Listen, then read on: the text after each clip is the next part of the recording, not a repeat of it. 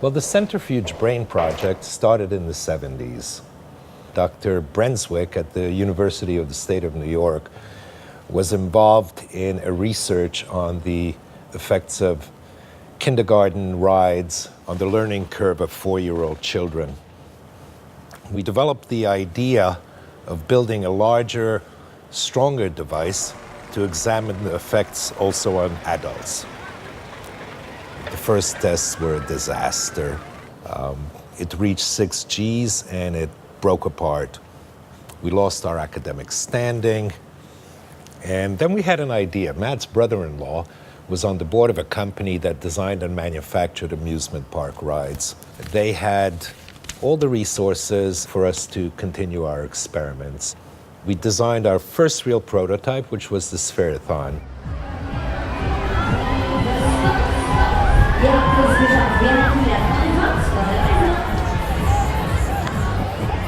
When the rotation starts, the seats are lifted slowly by the centrifugal force, causing the people to float upside down. The difficulty was stopping the rotation without people coming crashing down in the upper levels. We established an independent company funded by amusement park visitors.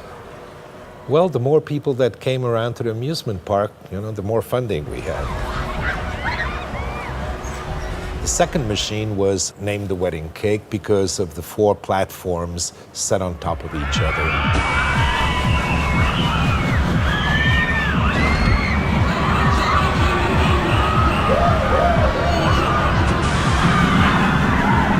These machines provide total freedom, cutting all connection from the world you live in, communication, responsibility, weight. Everything is on hold while you're being centrifuged. Some of the test results that year were a little too extreme to be published, so for the next phase, we shifted our attention to height instead of acceleration.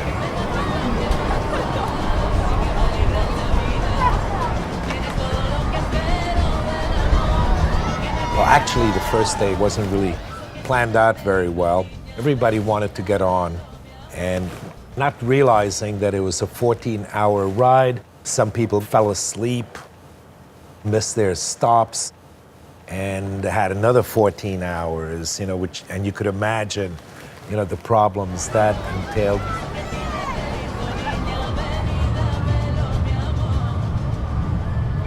Well, after the experience of the high altitude conveyance, we found that people needed something to do in there.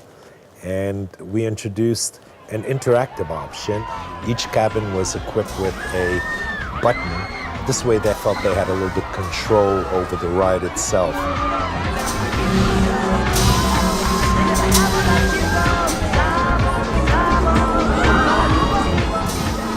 Except for one incident where the expander was placed a little bit too close to the building, there were no real problems with it, and there was a level of undefined brain activity around 30% higher than the kids who stayed on the ground.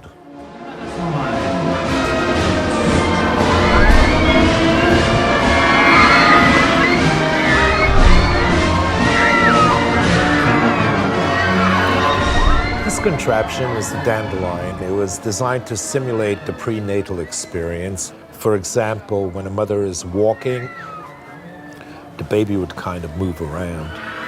So we tried to compensate for the weight and size differential between an adult and a baby.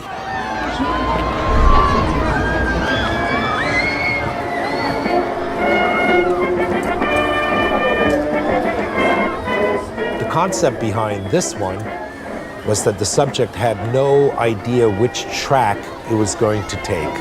Unpredictability was an important aspect of our work.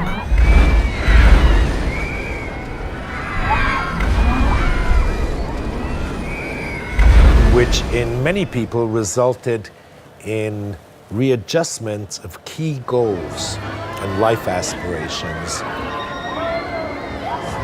We're using only 10,000 horsepower now. But I'm convinced once we reach 20,000, we're going to be free of all boundaries permanently, and it will be very stable. I mean, we had setbacks, but I wouldn't say that it was a mistake. It was not a mistake. If anything, the mistake is in nature. Gravity is a mistake. We fight the forces that hold us down, and whole life is an effort to escape from reality.